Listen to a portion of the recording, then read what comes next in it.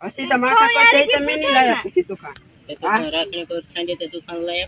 तू गाय गिनो माखा कोते त कई दूसरा को कई नहीं दी जो के भांग खाई वाला नने की चूलने भांग खा मतलब इंद्री बीमारी है रे काई कानो काई गावनो ओथरलो कोटे નથી काटे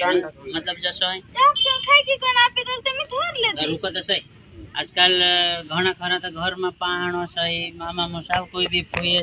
ताहा तो शंका कर ले आपनु तो काटे तो दूर नहीं बात तो तेर गोला में असो तेर हाथ धोड़ो किसम काढीन भांग खाना मतलब ये तो आज भोग पूर्यो ये तो अगर अपना जैसा चेंट आदमी सामने ये हरकत आई जाएगी तो मामलो गंडाड़ा निकली जाए तो